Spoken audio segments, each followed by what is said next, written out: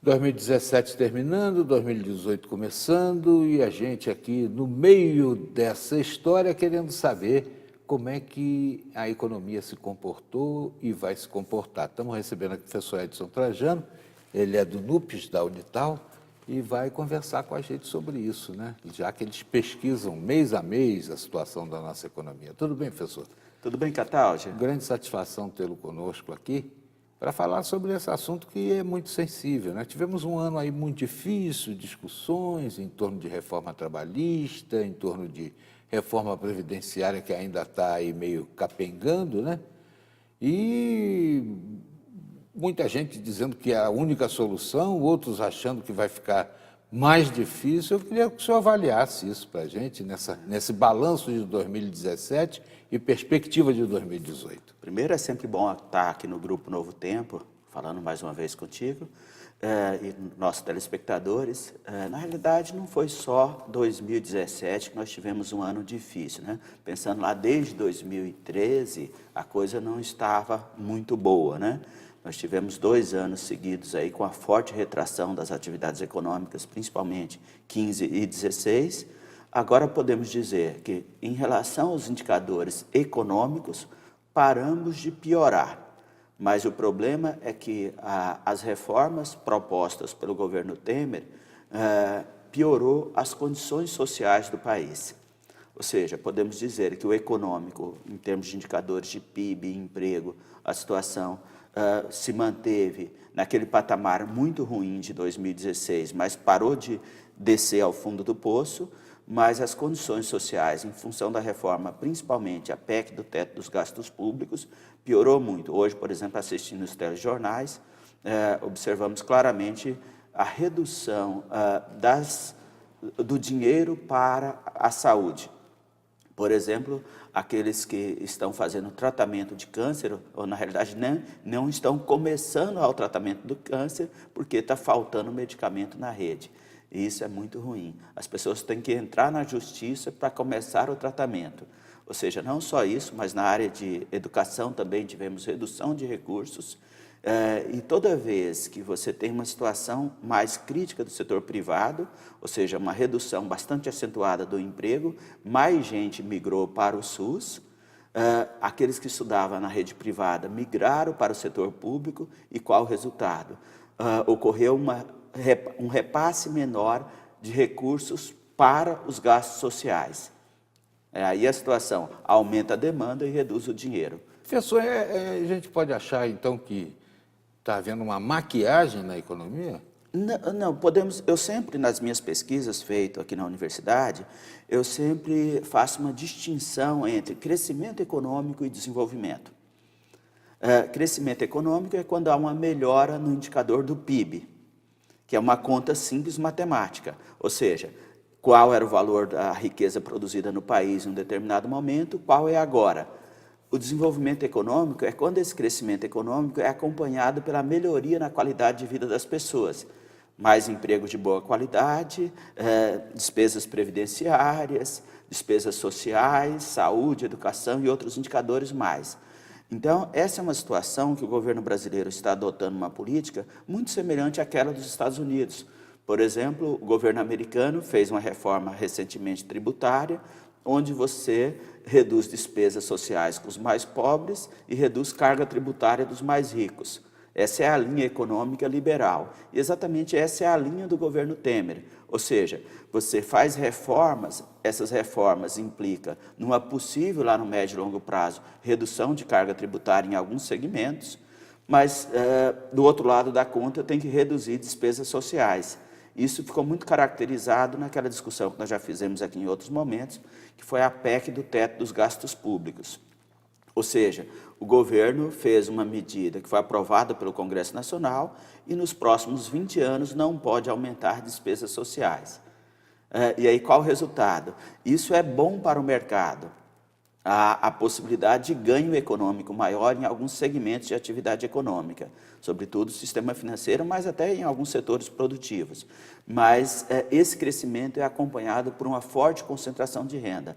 Nós tivemos isso no Brasil, por exemplo, no período de 68 a 73, que foi conhecida como os anos do milagre econômico.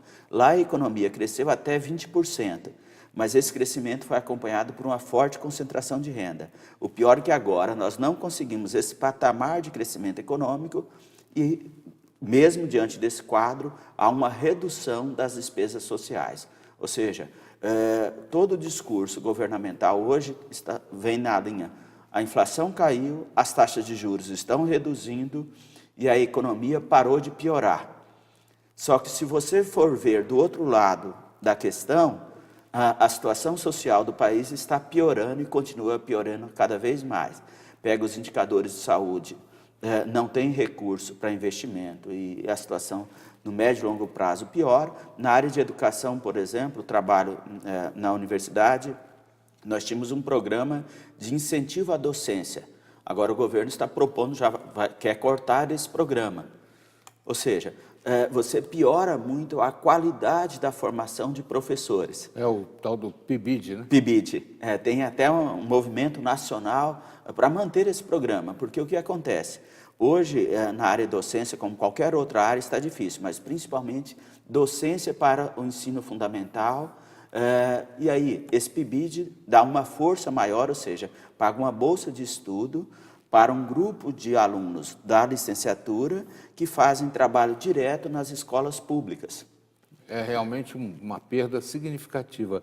Agora, nós estamos no Vale do Paraíba, que é uma região que tem uma característica múltipla, né? Nós temos aqui potencialidade industrial, São José, Taubaté, Jacareí, temos uma vocação agrícola em outros pontos e temos uma vocação turística. Eu vou pedir para o senhor analisar como é que foi 2017, como pode ser 2018 para aqui, para a nossa região, levando em conta essas características. Mas vou lhe pedir que a gente avance no tema na volta da entrevista aqui.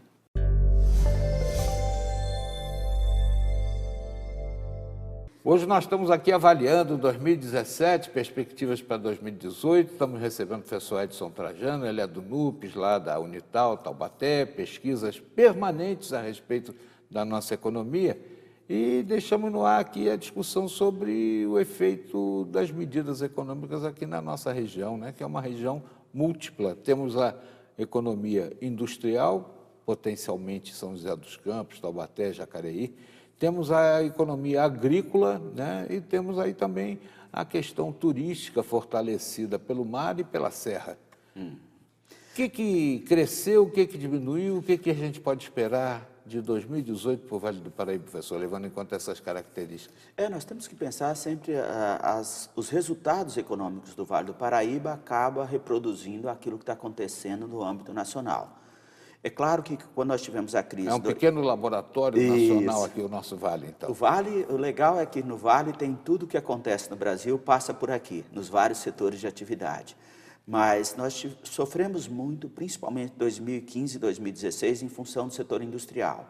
Quando nós tivemos a crise mais acentuada no Brasil, esse setor industrial foi aquele que mais sofreu, como cidades como Taubaté e São José dos Campos, Pindamonhangaba, Jacareí, que depende mais da indústria, perdemos mais. Agora, nós fechamos na última semana uma pesquisa aqui pelo NUPES, trabalhamos com a questão do emprego e desemprego exclusivo na cidade de Taubaté. Em Taubaté, nós observamos uma pequena recuperação do setor industrial puxada pela cadeia automobilística. As fábricas aqui da região conseguiram exportar mais carros, principalmente para a Argentina. Se a situação está ruim aqui no Brasil, na Argentina também a situação está muito difícil, até pior que a nossa. E aí, com essa exportação de carros, tivemos uma pequena melhora. Mas a queda no desemprego na cidade, que caiu de 21% para 18%, que é maior que a média nacional, ela foi, sobretudo, em função do aumento do emprego precário. Emprego precário das mulheres, principalmente. Ou seja, se o esposo perdeu o emprego na fábrica e várias pessoas perderam o emprego, inclusive as próprias mulheres, muitos acabaram sendo ocupados com emprego precário, como venda de produtos de beleza, montar um carrinho de lanche, atividades, o homem montando bar, são atividades de emprego mais precário, bico.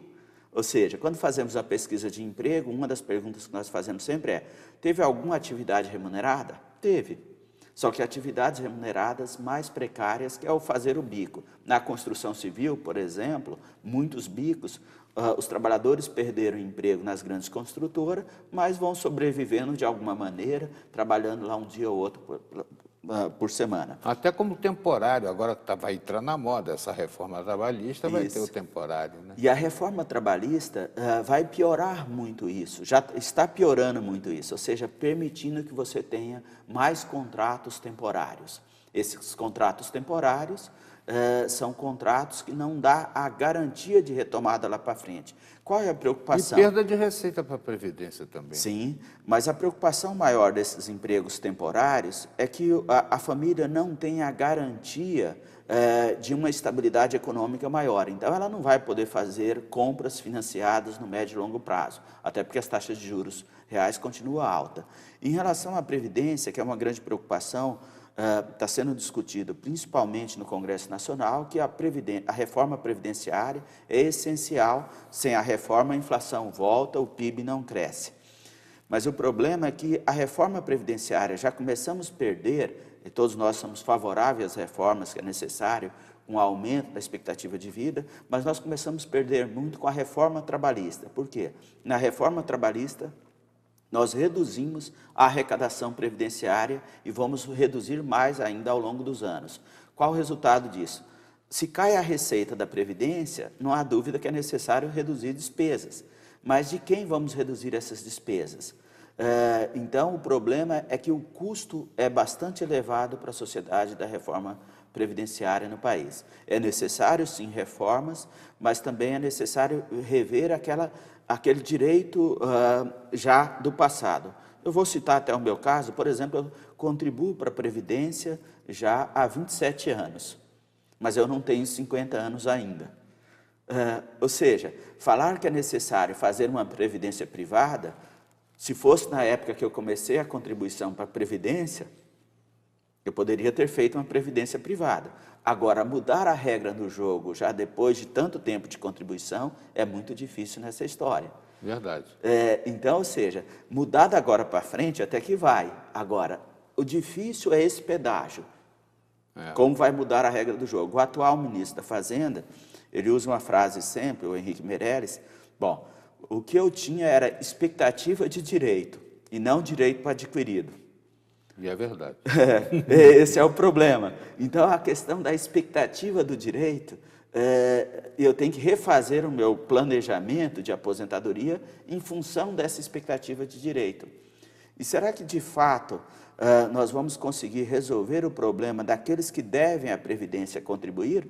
Por exemplo, esse mesmo governo que fala que é necessário reformar, senão a Previdência quebra, perdoou milhões de reais do agronegócio que estava devendo à Previdência. É aquela coisa, né? Fazer cortesia com o chapéu dos outros, né? Na hora de fazer corte, cortam da gente. Na hora de pegar o pessoal que é privilegiado, eles não conseguem, né? Os deputados, senadores, juízes, magistrados, que têm aí um fausto nessa questão, enquanto a maior parte da classe trabalhadora fica aí à míngua. Professor, quero agradecer mais uma vez sua vinda brilhante aqui ao programa. Espero que volte mais vezes em 2018, hein? Eu que agradeço e vamos torcer aí para as boas notícias da economia. Minha expectativa é que nós possamos ter aí um 2018 muito semelhante a 2017, esperar melhoras, principalmente em 2019. E aí cabe a todos nós brasileiros ser muito criterioso no processo eleitoral, não só para presidente da República, mas para deputados e senadores. Nós observamos que o Congresso manda muito, então por isso é importante na escolha de nossos futuros governantes. Mas vamos falar sobre esse assunto provavelmente em outros momentos. Obrigado, professor. Isso se eles não mudarem as regras do jogo aí também, né? Porque na hora do toma lá da cá, vão criando situações para permanecer esse grupinho terrível, né? Que está lá em Brasília. Obrigado mais uma vez, professor.